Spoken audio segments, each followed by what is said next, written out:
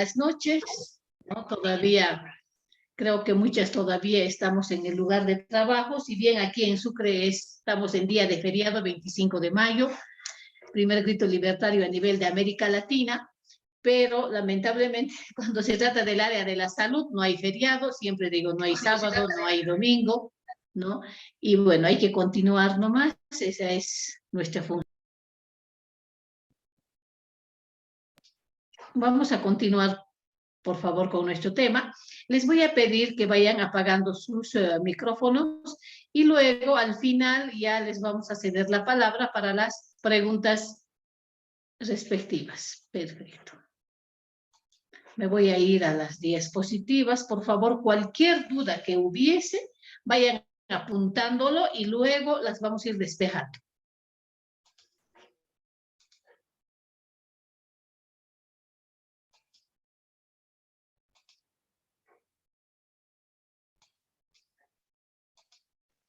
Muy bien. En realidad nos habíamos quedado acá, ¿no? Estábamos en los agentes alquilantes. En realidad los agentes alquilantes son fármacos citotóxicos, no nos olvidemos, o sea, son fármacos que eliminan a la célula cancerígena, bueno, que en realidad es el objetivo, ¿no? Habíamos hablado del busulfán, habíamos hablado del melfalán, ¿no? Ahí tenemos un nombre comercial. Y habíamos visto algo de esto, pero de todas maneras vamos a repasar. Seguimos en agentes alquilantes. Tenemos estos dos, dacarbazina y temozolomida. Vamos a ir viendo, ¿ya? Estos son agentes alquilantes, ¿eso qué significa? De que van a dañar el ADN de la célula cancerígena. En realidad el mecanismo de acción es igual para todos. ¿Dónde está la diferencia? En las reacciones adversas y en las aplicaciones terapéuticas. Entonces, al igual que los otros, estos lamentablemente producen mielosupresión. No se olviden qué significa mielosupresión, de que va a disminuir la producción de glóbulos rojos o la síntesis de glóbulos rojos, de glóbulos blancos y de plaquetas. Por favor, esto es urgente que nosotros vayamos viendo, ¿sí? Entonces, vamos a ver acá, por favor, la mielosupresión, ¿cómo podemos evitarla? Haciendo simplemente un hemograma. Entonces, al inicio es urgente que el paciente se haga todos los exámenes correspondientes y hacer un seguimiento con el hemograma. En el hemograma vamos a ver cómo están los glóbulos rojos, cómo están los glóbulos blancos y cómo están las plaquetas. Tratamiento, ¿en qué utilizamos? En la enfermedad de Hodgkin, ¿ya? Y en el melanoma maligno metastásico. Miren qué interesante, o sea, un melanoma maligno, inclusive ya cuando ha hecho metástasis. Entonces acá tenemos dos fármacos que lo vamos a utilizar en quimioterapia. La dacarbazina, ¿no? Y la temozolomida, los dos fármacos que habíamos visto. Seguimos en agentes alquilantes. En los agentes alquilantes tenemos a estas que se llaman nitrosoureas. Miren, tenemos acá.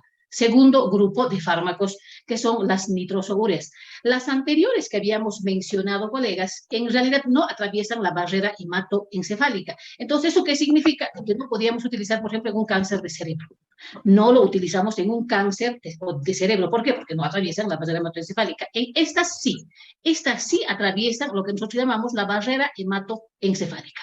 Por lo tanto, ¿en qué lo vamos a utilizar? Lo vamos a utilizar en el cáncer de cerebro. La pregunta, y ay, claro que sí, yo no sé cuál es la situación en Tarija o en el interior del país, pero resulta que acá por lo menos tenemos a pacientes que tienen cáncer de cerebro y realmente eso es a veces difíciles de tratar y se les da un determinado tiempo de vida. Yo he visto, por ejemplo, una señora que ha fallecido no hace mucho, dejando en la orfandad a dos niños con cáncer de cerebro. Lo emotivo, lo lindo de esto, ¿saben qué fue? No lo que falleció, sino que la pareja con la cual aún no tenía, o sea, no, legalmente no había contraído nupcias, se casaron en el hospital ya cuando se le había dado pocos días de vida. Entonces se publicó todo eso en alguna revista, fue un poco melancólica para la familia, pero creo que la señora, en este caso que padecía de cáncer de cerebro, yo diría, se le ha hecho feliz porque realmente ha dejado con un papá a sus dos pequeños, ¿no? Con un papá, no solamente como papá biológico, sino también que se haga responsable desde un punto de vista legal, ¿no?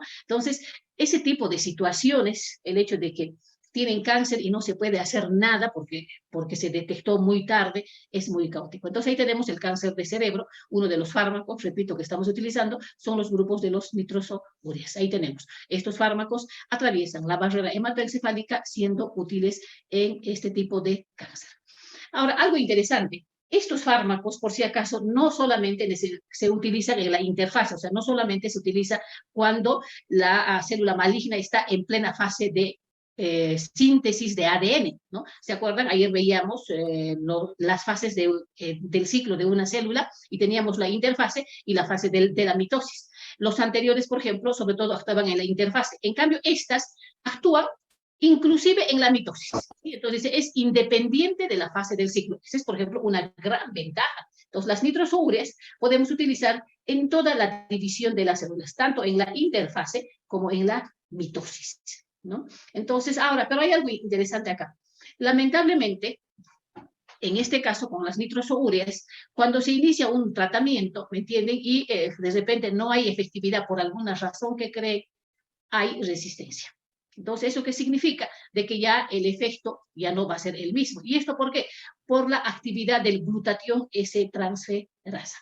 Como reacciones adversas, lógicamente, estas nitrosoureas no son diferentes, en este caso, al resto de los agentes alquilantes. Siguen siendo carcinógenos, acuérdense. Se utiliza para un determinado cáncer, por ejemplo, cáncer de cerebro, lo vamos a llamar, pero a dosis altas corremos el riesgo de que pueda generar, por ejemplo, una leucemia. También no nos olvidemos que son mutágenos, eso que significa de que durante la etapa de gestación tendremos que valorar riesgo-beneficio y la toxicidad a nivel gastrointestinal y hematológica, ¿no? Si bien las nitrosoureas, muchos de las nitrosoureas ya no lo estamos utilizando porque hay otros que han salido con menos efectos adversos, algunos, por ejemplo, esto de la carmustina, se le está hoy en día nuevamente está saliendo al mercado. ¿Por qué? Porque está dando resultado en aquellos pacientes que tenían cáncer como los gliomas, que se les ha extirpado los gliomas, pero que hubo una recaída, ¿no? Entonces, como segunda opción, ¿no? Después de una primera terapia antineoplásica, como segunda terapia antineoplástica, repito, frente a una recaída, se está utilizando la carmustina de 100 miligramos. Perfecto. Seguimos, streptozocina, ¿no? Hasta acá vamos a ir viendo, por favor, las nitrosoureas, terminaríamos hasta acá, hasta la carmustina. Este otro fármaco, la streptozocina, es un antineoplásico, ¿no? Es una nitrosourea natural, en este caso, natural, porque se obtiene a partir del Streptomyces acromógenes, ¿no? Entonces, ahí vemos, este es más o menos como en el tema de antibacterianos, es un antibiótico porque se origina de algo natural. Este es un citotóxico que se obtiene de algo natural, el Streptomyces acromógenes. Varios, en realidad, se obtienen de otros honguitos como el Streptomyces, ¿no? Ahora, ¿para qué utilizamos la streptozocina?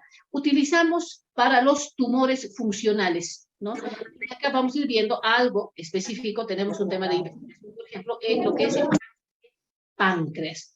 Casualmente, el día de hoy, no sé si a ustedes les pasa, pero ¿saben qué es lo interesante? Y a mí me encanta esto, cuando en la familia hay varios que son del área de la salud, ¿no? En este caso yo tengo varios que están por terminar medicina y otros que han terminado. A mediodía, ¿saben qué es? A la hora del almuerzo, el tema de conversación son los casos clínicos de los diferentes pacientes. Y hoy día, a mediodía, precisamente, se estaba hablando de un paciente que está hospitalizado con un problema de pancreatitis, ¿no? Entonces se decía, ¿y qué hacemos con este paciente? ¿Por qué? Porque está en terapia intensiva. O sea, el problema de páncreas es bien severo, o sea, bien severo, ¿no? Entonces, el problema de páncreas, la pancreatitis, tiene alto índice de mortalidad.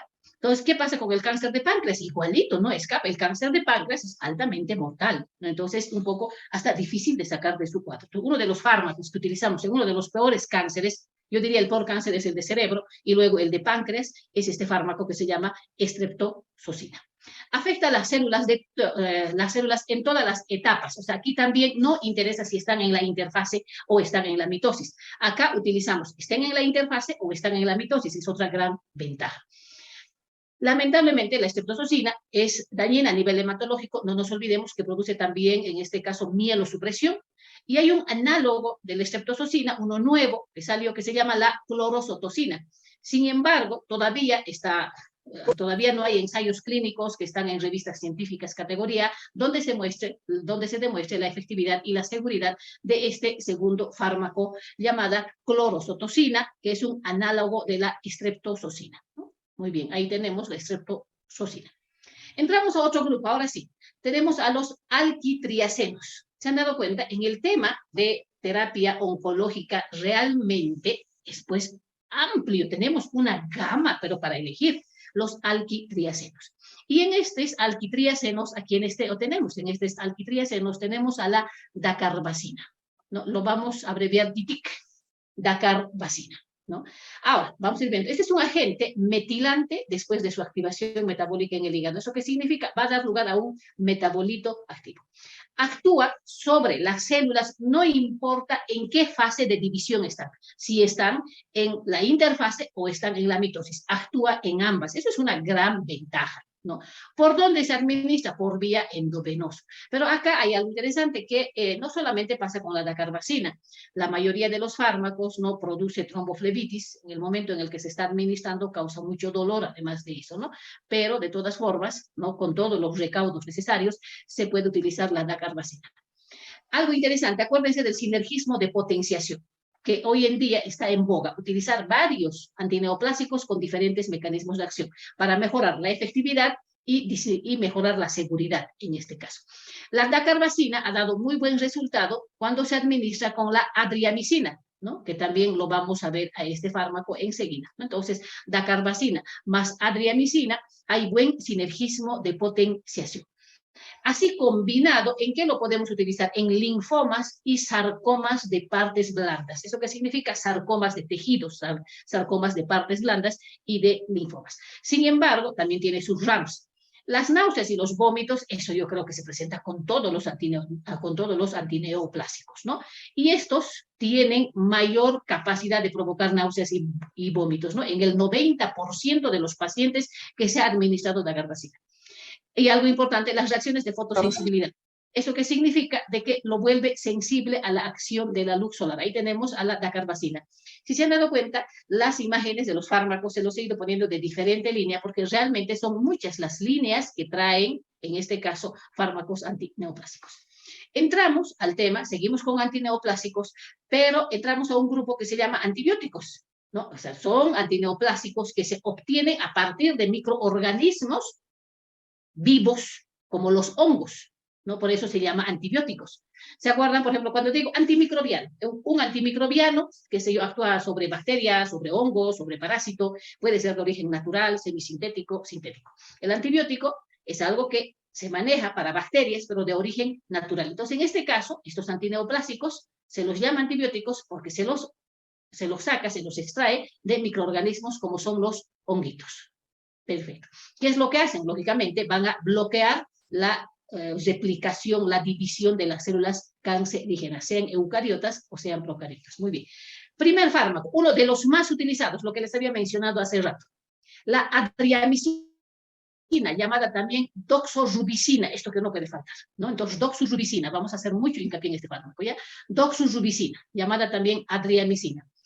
En el grupo de los antibióticos y subgrupo antraciclinas, acordémonos, antraciclinas. Entonces, la doxorubicina, llamada también adriamicina, de adrianita nos vamos a acordar, ¿sí? Vamos bien hasta ahí, pero perfecto. Es uno de los agentes antitumorales más importantes. ¿De dónde se obtiene? No nos olvidemos que se obtiene de honguitos, como el Streptomyces paucetius barcansui. De este honguito se va a obtener. Ahora, lógicamente, ¿qué es lo que hace? Va a bloquear la síntesis de ADN y de ARN, pero no solamente bloquea la síntesis, sino ataca, ¿qué creen? Al ADN, ¿no? Va a actuar sobre la topoisomerasa 2. No sé si recuerdan, por ejemplo, las quinolonas inhiben la síntesis de ADN. Las quinolonas son antibacterianos que inhiben la síntesis de ADN y van a bloquear a una enzima que se llama topoisomerasa, ¿no? Entonces, en este caso, la doxorubicina, llamada también adriamicina, también bloquea la topoisomerasa. O sea, va a evitar la síntesis de ADN, va a evitar, ¿no? En este caso, a que las hebras de ADN formen, ¿no?, esa estructura característica del ADN. Entonces, una belleza la doxorubicina. Entonces, bloquearía la síntesis de ADN, pero además de eso, atacaría a los filamentos de ADN. Pero no solamente tiene este mecanismo de acción, por eso es que es uno de los más utilizados, ¿no? Si no saben qué es lo que hace, una vez que este fármaco ingresa dentro de la célula maligna, quiero que me vayan entendiendo esto, tiene un mecanismo de acción pero realmente maravilloso. Digamos, acá tengo a la célula maligna. Sabemos que bloquea la síntesis de ADN. No hay ADN, no hay replicación de células malignas. Pero además de eso, este fármaco ingresa a esta célula maligna y ¿qué creen? Da lugar a radicales libres. ¿Qué tal? Ahora, acuérdense algo importante.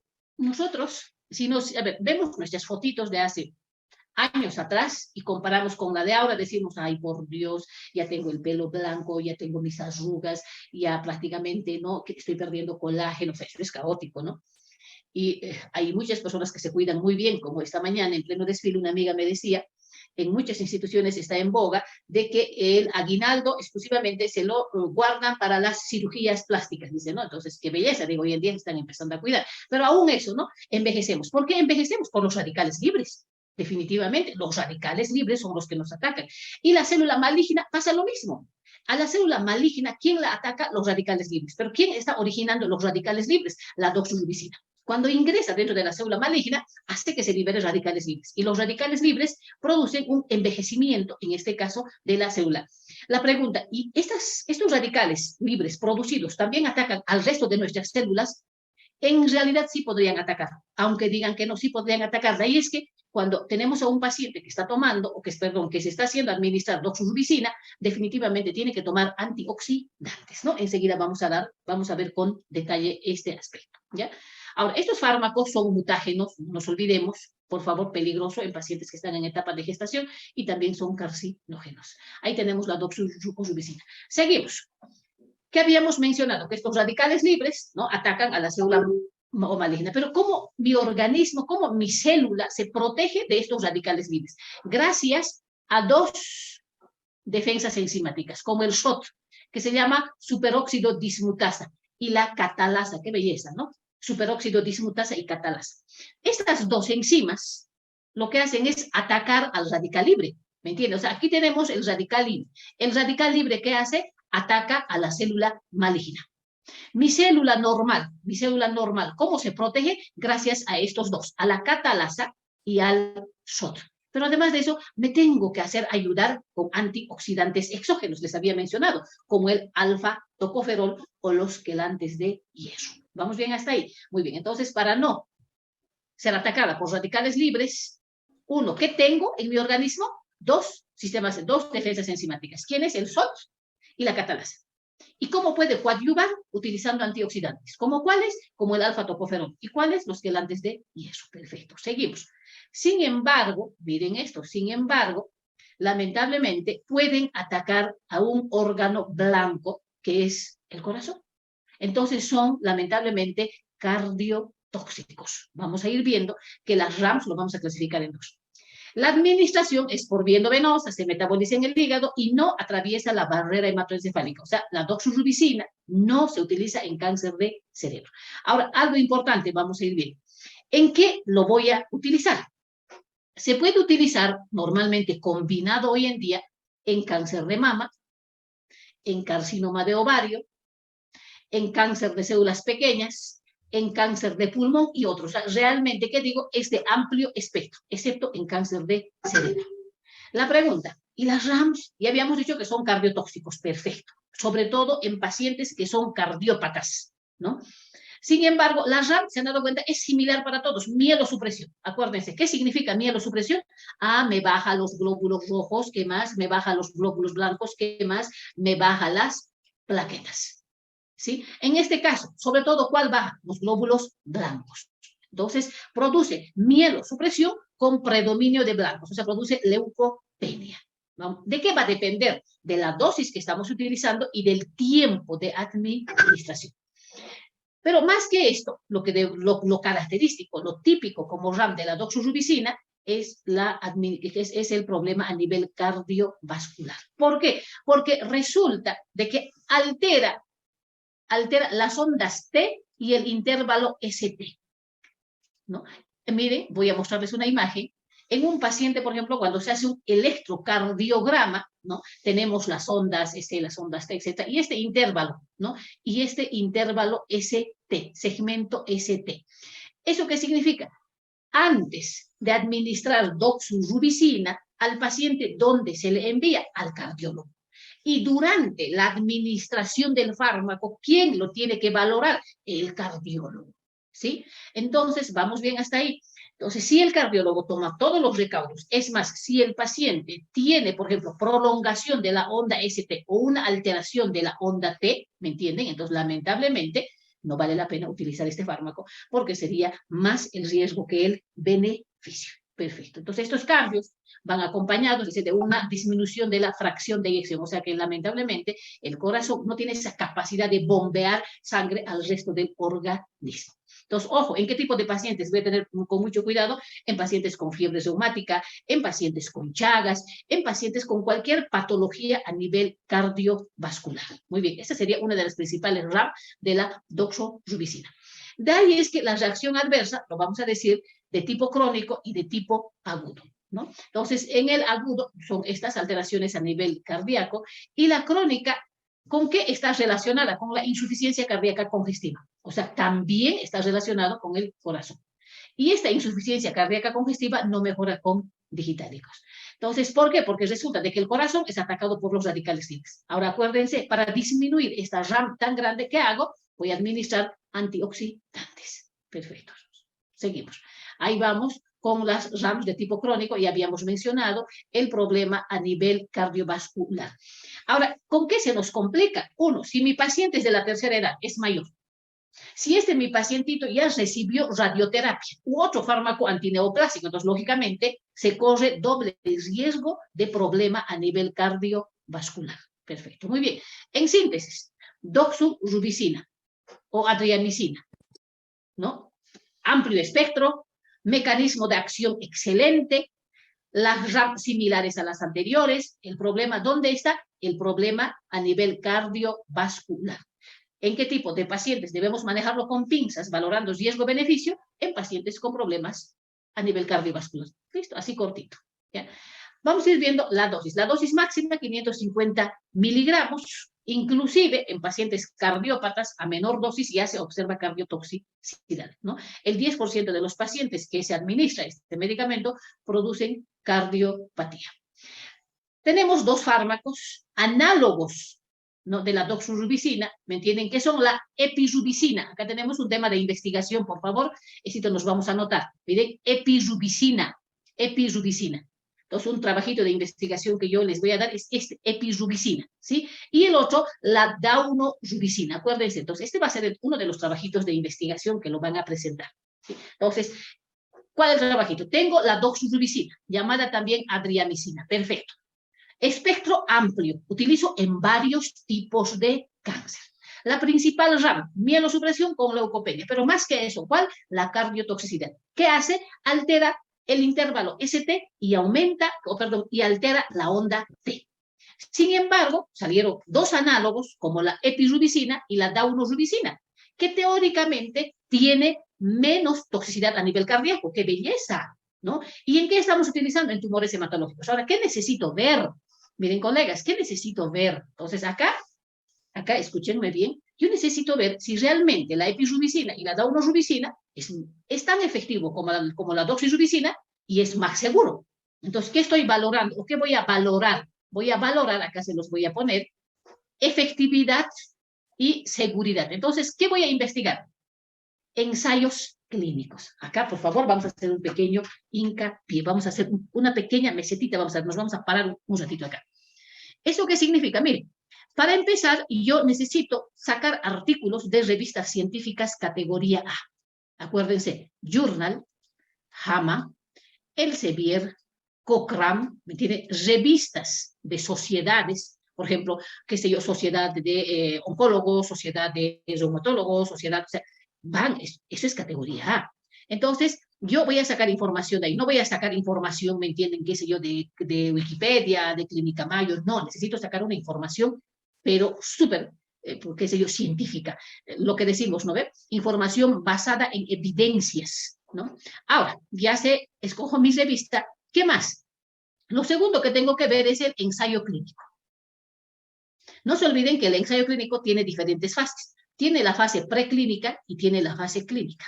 La fase preclínica es en tubo de ensayo, en caja de Petri, en animal de experimentación. No me sirve el resultado, ¿no? En la clínica tengo la fase 1, la fase 2, ¿no? La fase 3 y la fase 4. ¿Vamos bien hasta ahí? Perfecto, muy bien. Ahora, vamos a ir viendo. ¿Cuál me interesa? La que está en fase 3 y mejor aún, la que está en fase 4. Entonces, ¿qué ensayo me sirve? Esta. Por ejemplo, si me dice ensayo clínico de fase 1, no me sirve. Ensayo clínico de fase 2, no me sirve. Inclusive sería preprint. Yo lo que necesito es un ensayo clínico de fase 3 o un ensayo clínico de fase 4. Entonces, ¿cómo voy a buscar? Voy a buscar efectividad y seguridad de la doxorubicina versus epirubicina en el cáncer que quieran. Por ejemplo, de repente, pónganlo en un tumor hematológico como acá o en otro tipo de cáncer. Otra investigación, efectividad y seguridad de la doxorubicina versus de la daunorubicina. Y en ese ensayo clínico, ¿qué nos va a decir? Se agarró 500 pacientes, ¿sí? A 250 se administró doxorubicina y a otros 250 se administró epirubicina, ¿no? Resultados, ¿cuál ha dado mejor resultado y cuál ha sido menos tóxico? Entonces, esa información es la que van a leer ustedes y van a empezar a utilizar las revistas científicas categoría A. Muy bien, vamos, ahí tenemos la epirubicina y la daunorubicina. Vamos bien hasta ahí. Ahora, si en el ensayo clínico ustedes me dicen, doctora, un ensayo clínico maravilloso que han hecho en la India, se me ocurre, en 1500 pacientes, o en un estudio de meta-análisis, mejor todavía. Colegas, es tan lindo investigar, ¿saben qué? Pero todos los días nosotros sacamos artículos hermosos. Decimos un meta-análisis, ¿qué significa? 3 ensayos clínicos, uno que han hecho en la India, otro en Japón, otro en la China. Aquí nos dice esto, aquí, y sumamos en total cuántos pacientes y vemos los resultados. Ahora, colegas, escúchenme. Si ustedes me dicen la doxorubicina es mucho más efectivo y más seguro que la epirubicina, ¿con quién nos quedamos? Con la doxorubicina. Pero si me dicen, no, doctora, según estos estudios, metaanálisis de varias, de 5 ensayos clínicos o de 20 o de 30, no sé, la epirubicina muestra mejor efectividad y mejor seguridad que la doxorubicina. Entonces, ¿qué vamos a manejar? Epirubicina. Este artículo ustedes me lo van a sacar. El resto de los artículos nosotros lo vamos a discutir mañana. Muy bien, vamos, ahí ya tienen este trabajo de investigación. Epirubicina, aquí tenemos, no se olviden, daunorubicina. Seguimos. Otro fármaco, actinomicina D, ¿no? Llamada también dactinomicina. La actinomicina D se está utilizando sobre todo en esta patología que se llama la rhabdomyosarcoma y el tumor de Wills en niños. Saben que cuando hablamos de cánceres, pero hay tantos tipos de cánceres que la evolución, la etiología es diferente, ¿no? Entonces utilizamos en estas dos. ¿Cuáles son las RAMs de la actinomicina D? Anorexia, ¿no? Náuseas y vómitos, esto es común, repito. La mielosupresión, que igual no falta en ninguno, ¿no? Las manifestaciones dermatológicas con alopecia, el eritema, la descamación, la inflamación, la pigmentación de áreas sometidas a radiación. La extravasación, ¿eso qué significa? Que cuando se administra por vía parenteral puede provocar una lesión grave en el lugar que se administra. Entonces, en otras palabras, la actinomicina D, las náuseas, los vómitos es común. La anorexia, ¿me entienden? El hecho de que no quiera comer, ¿me entienden? También es común después de una quimioterapia. La mielosupresión también es común de toda quimioterapia. Aquí, ¿dónde estaría lo típico de la actinomicina? La alopecia.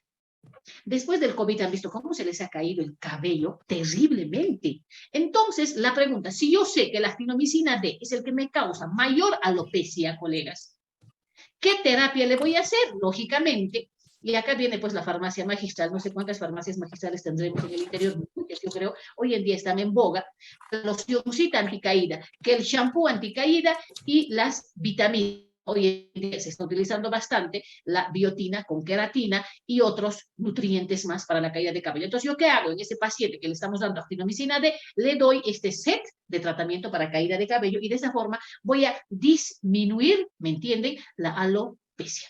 Perfecto, vamos, ahí tenemos Sí, a la... Otro fármaco, mitomicina C. ¿Se han dado cuenta? Tenemos muchos como para elegir. Seguimos en antibióticos. ¿Eso qué significa? Que se obtienen a partir de otros microorganismos como los hongos. La mitomicina C, ¿de dónde se obtiene? Del Streptomyces capitosus, ¿no? Se obtiene de un honguito. ¿En qué se está utilizando? Miren, miren lo interesante. Cáncer de colon, sus micrófonos, por favor.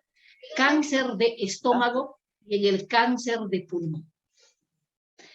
Y yo lo que les recomiendo a las colegas es lo siguiente, que si pudieran hacer alguna especialidad en el área de oncología, realmente no se van a equivocar. El cáncer, repito, cada vez va a ir en aumento. Entonces, estos fármacos los tenemos que manejar con detalle. Cáncer, ¿en qué utilizo la mitomicina? Cáncer de colon, cáncer de estómago, cáncer de pulmón. ¿Ya? También se utiliza en instilaciones para el carcinoma superficial de vejiga. Carcinoma superficial de vejiga. Ahora, estas, por ejemplo, actúan en la interfase, ¿no? Actúan en la fase G y S. No actúa en la fase de la mitosis, ¿no? Entonces, actúa como agente alquilante. Sus RAMs, ¿no? Mielosupresión, eso ya sabemos, ¿no? Náuseas, vómitos también, ya sabemos. Problemas gástricos también, pero miren esto, ¿qué causa? Fibrosis pulmonar intersticial y síndrome urémico hemolítico. ¿Qué significa? O sea, que aparte que de las náuseas, los vómitos, la anorexia, la mielosupresión, inclusive la capacidad de ser mutágeno, así es para todos los antineoplásicos. Pero acá, ¿qué es lo particular? Al igual que en el anterior era la alopecia, en este caso, ¿qué es lo particular? La fibrosis pulmonar. ¿Eso qué significa, colegas? Miren, escúchenme. ¿Qué tal si tengo a un paciente con COVID, o post-COVID en todo caso, que ha quedado con secuelas de fibrosis pulmonar? O tengo a un paciente que trabajaba en minas, o que trabajaba con yeso, que trabajaba con asbesto, no sé, que ha dañado los pulmones y tiene fibrosis pulmonar. La pregunta, voy a valorar riesgo-beneficio antes de dar mitomicina C. Entonces, paciente que está utilizando mitomicina C, ¿qué debemos sacar? Una placa radiográfica de tórax, por favor, es urgente.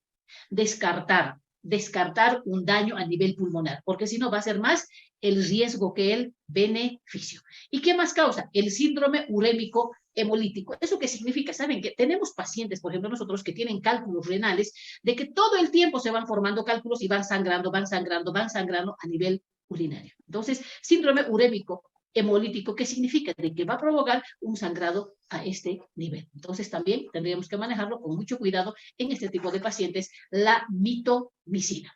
Seguimos. Bleomicina, qué bello es esto, ¿no? Entonces, tenemos una gama, tenemos muchos. Bleomicina. ¿De dónde obtenemos la bleomicina? Seguimos en el tema de antibióticos. Obtenemos de otro honguito llamado Streptomyces verticinus. Streptomyces verticinus. ¿Para qué utilizamos? Miren esto. Cáncer de testículo, linfoma, carcinoma escamoso de cabeza, de cuello y de pulmón. ¿Saben qué? Yo les podría hablar de muchos casos, por ejemplo, un jovencito, cuando era adolescente, dice que él jugaba fútbol en el colegio, y en uno de esos recibió, dice, no, tantos pelotazos que he recibido, me imagino que eso es lo que me ha dañado, con cáncer de testículo a los 28 años. Terrible, ¿no? Entonces, el cáncer de testículo, linfoma, carcinoma escamoso de cabeza, de cuello, de pulmón, ¿no? Ahora, miren esto, no produce toxicidad hematológica. Wow, qué belleza, ¿eso qué significa? De que no hay mielosupresión. No baja los glóbulos rojos, no baja los glóbulos blancos, no baja las plaquetas. Entonces, ¿eso qué significa? ¿Puedo combinar bleomicina con otros? Claro que sí, con otros que son mielosupresores. ¿Sí? Entonces, la bleomicina tiene la particularidad de no producir mielosupresión. Estamos hablando, no hay toxicidad hematológica, no hay disminución de glóbulos rojos, de glóbulos blancos y de plaquetas con la bleomicina. ¿Cómo actúa? Al igual que los anteriores. Son citotóxicos. ¿Eso qué significa? Va a romper el ADN de la célula maligna. ¿Sí? Rompe el ADN de la célula maligna. Al igual que la doxorubicina, miren, me encanta esto, también va a liberar radicales libres. Entonces, ¿eso qué significa? De que puede haber un daño a nivel cardíaco, ¿no? Radicales libres. ¿En qué fase actúa? Miren, actúa en la fase G2, que sería en la interfase, y en la M, o sea, prácticamente estarían actuando tanto en la interfase como en la fase de la mitosis. ¿Por qué vía se administra? Vía endovenosa, vía intramuscular. Vamos bien, ahí tenemos a la bleomicina. ¿Qué más? Se degrada por enzimas hepáticos, donde se metaboliza, como la mayoría de los fármacos, en el hígado. Puede utilizarse también en cavidades naturales, por ejemplo, en derrames pleurales malignos, cuando ha hecho metástasis. En este caso, cuando las células malignas han irradiado, se han extendido hacia las pleuras. Ahora, la bleomicina, ya habíamos mencionado, produce poca mielosupresión, o sea, por eso se puede combinar con el resto. Pero, sin embargo, ¿cuál es la RAM más importante? Porque quién se diría, qué belleza, no tiene RAM. Claro, imposible que no tenga RAM. ¿Qué produce? Fibrosis pulmonar. El 10% de los enfermos padece de fibrosis pulmonar. Y en el 1% de estos pacientes es mortal.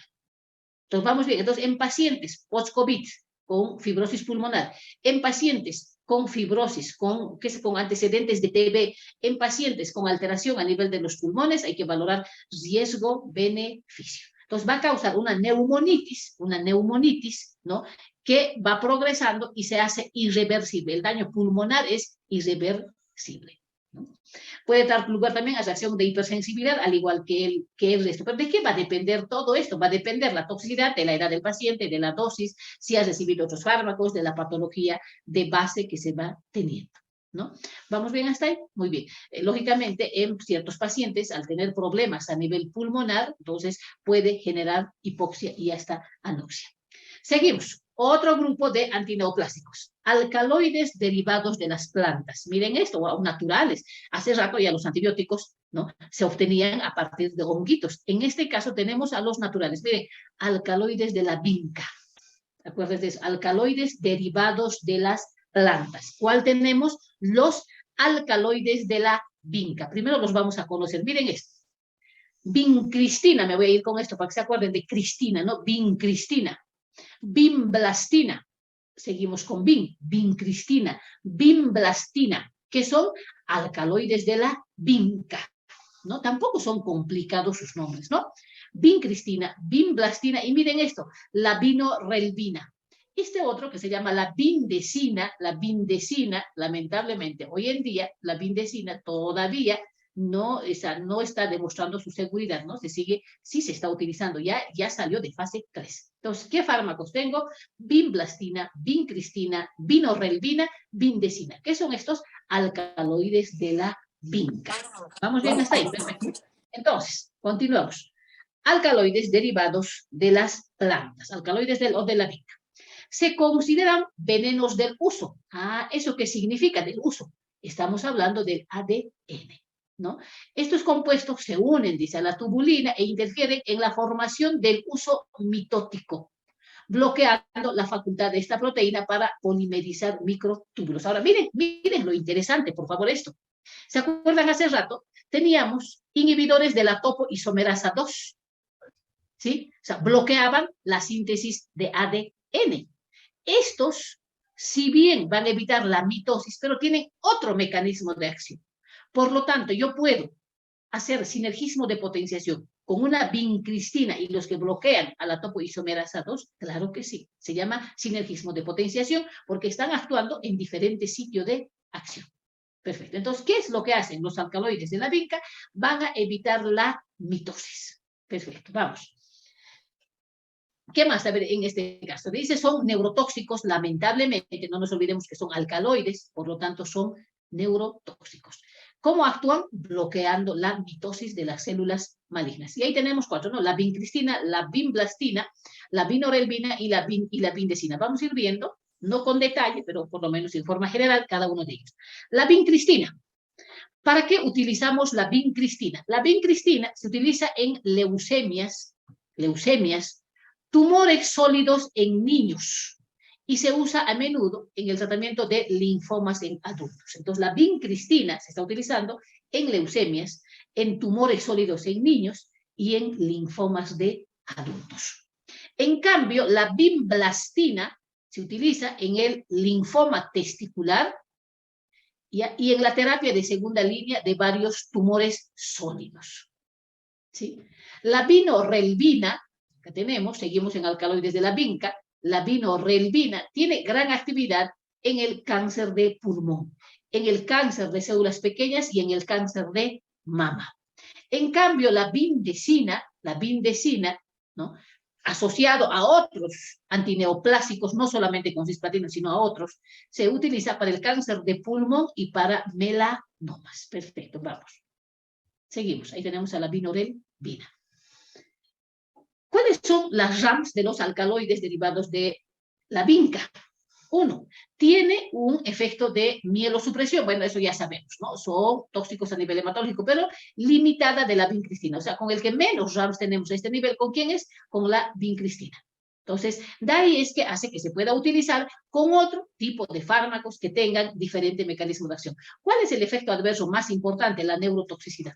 Este es el problema, son neurotóxicos. ¿Vamos bien hasta ahí? Perfecto. Entonces, al ser neurotóxicos, ¿cuáles van a ser las RAMs más importantes? Parestesias. ¿Qué significa parestesias? Que de repente, no voy a poner la mano, se me va a inmovilizar, me voy a tocar, se va a volver insensible, como me estuviera viniendo una parálisis, ¿no? Insensibilidad y parestesia en las extremidades.